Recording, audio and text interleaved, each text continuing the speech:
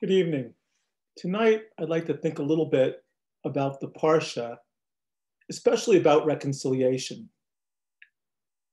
True reconciliation is never easy because it demands that we step away from our preconceptions, feelings of hurt, and biases, and reach for a sense of empathy and connection.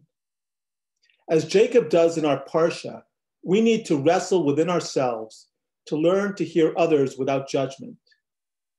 It was only when Jacob transcended his identity as a deceiver and supplanter, expressed in his very name, and became Israel, that he was ready to face his brother Esau and to reconcile. Only then could together they transcend the years of recrimination and hurt. I've often thought of this Parsha as I participated in interfaith dialogue and discussion. It is often tempting to try to score points, attempting to demonstrate one's tradition superiority. It is also tempting to listen only to fit the other into one's preconceptions and definitions. When we do either of these things, then authentic dialogue and reconciliation are impossible. These challenges are at the root of Martin Buber's assertion that it is only contentless dialogue that can be the authentic meeting place of the I and the thou. Buber identifies the actual moment of dialogue as a place where the relation to the you is unmediated. Nothing conceptual intervenes between the I and the you. Without content, he implies, we allow for a genuine encounter with the other without imposition of self or ego. These authentic moments of dialogue are infinitesimally short because we, perhaps perforce, almost immediately begin to add content and therefore turn the other into an object, an it, rather than a you. Buber points here to the challenge in all communication. As we listen, we interpret and begin to see the other in our terms rather than in his or her own.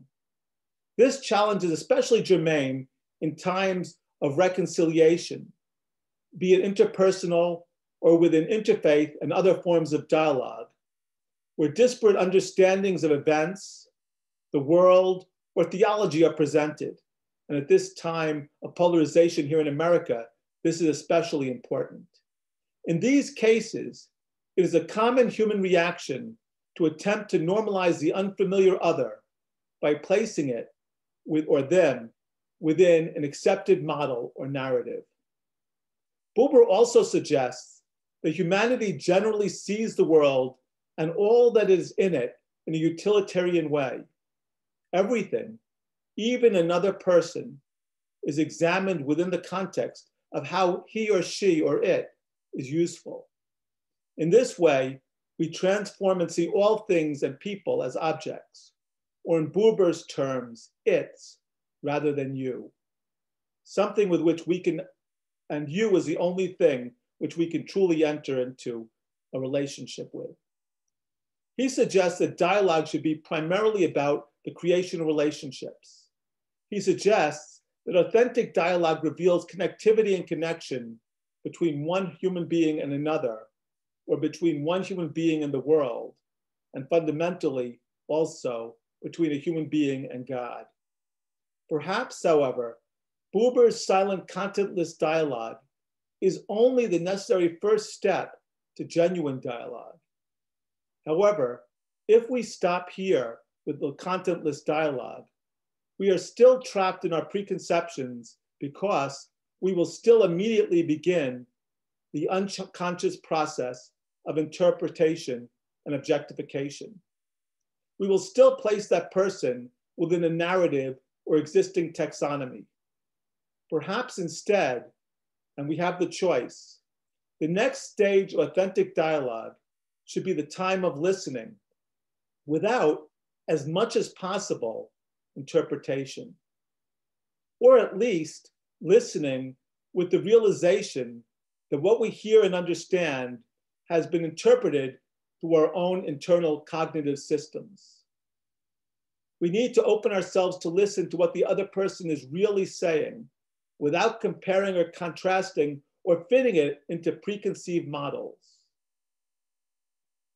Through this process, the relationship built by silent Buberian dialogue is enhanced as we come to appreciate the unity and the diversity of all that exists. Once dialogue moves beyond silence to content, objectifying the other can also take on the attribute of judgment as it attempts to discern the truth. As we listen to the other, it is difficult not to implicitly or explicitly judge their truths based on our own. We often create criteria, generally areas we believe our tradition excels, or we take other criteria, which are normative from our secular worldview, and use these to judge other religions, systems, and cultures. Through this process of comparison and judgment, and the attempted discernment of truth, we not only objectify the other, but we also lose them in ourselves. The Parsha establishes an ideal of reconciliation. It is our challenge to learn to listen to the other without as much as possible judgment, so that we can make the ideal a reality in our lives. I want to wish everyone Shabbat Shalom.